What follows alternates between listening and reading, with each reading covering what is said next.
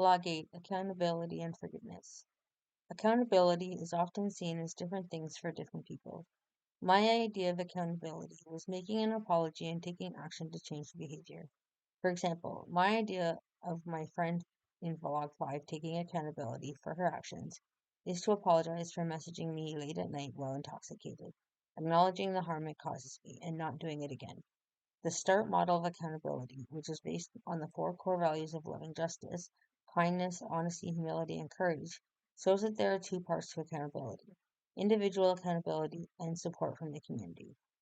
Having community supports helps an individual be accountable for their behavior. For example, my therapist helps me with self-reflection, as does support from my group of friends and coaching from others. Being in a safe enough environment allows me to come forward and tell the truth about the situation, as does having a structured way to guide the conversation. In the conflict with my colleague in Blog 3, I had support from my manager in how to structure my approach to the conversation. Being allowed time to make the apology is helpful, so I can also offer reparations. With the conflict with my former colleague in Blog 1, I returned to the staff I was gossiping with the following week and acknowledged to them that I was wrong in talking about my former colleague to them. Having others in the community acknowledge the conflict can also help someone be accountable, as can a change in social norms. It is important for us to be accountable when we have hurt someone, both intentionally and unintentionally, because it shows that we recognize our mistakes and are willing to make changes. When we are accountable, it allows us to resolve conflict and coexist with the person we harmed without repeating the same harm. It shows the person that we harmed that we acknowledge their traumas. It is also important for us to be accountable because it allows us to be true to our values and beliefs. We can become more aware of when we need to take accountability through self-reflection and when we are told we have harmed someone. For example, it was through self-reflection that I became aware that I needed to be accountable for the actions I took against my former colleague in Vlog 1. It was also through self-reflection that I became aware that I needed to be accountable for the harm I caused my son by yelling at him, as mentioned in Vlog 2. An example of someone becoming aware of when they needed to be accountable by being told they had harmed someone is when a classmate had used the word crazy while in a small group discussion. I asked them not to use that word as it was used as a harmful term towards folks with mental illness. My classmate was receptive and understanding and apologized for using the word. If I had not told him of the harm that had been caused, he would not have been aware of the need for accountability. Forgiveness is not a required aspect of conflict and cannot be forced by others or the person who was harmed. It is also not a mandatory piece of conflict. I often struggled with the idea of needing to forgive someone who had harmed me, as society often portrays forgiveness as essential to resolving conflict. The diagram in Kai Cheng Tom's workbook shows there are multiple parts to forgiveness that are both about ourselves and the person that harmed us. Forgiveness is about acceptance, both that you couldn't have stopped the harm from happening and that the person who harmed us is unable to change the past. It's about believing the person who harmed you can change and about not defining yourself by what happened to you. Forgiveness involves looking at the situation in its entirety with extreme self-reflection. This is a process and can take time to go through. Forgiveness can bring healing and peace to an otherwise painful situation.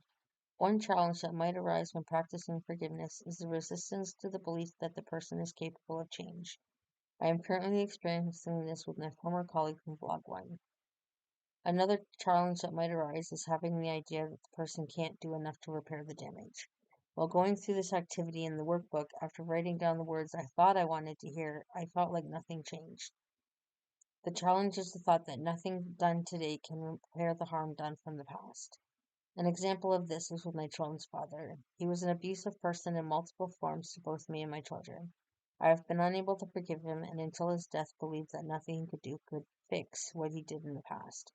A challenge in this situation now is understanding how to forgive him when he is no longer alive to be accountable. Trying to force forgiveness, either internally or externally, might be another challenge that could arise.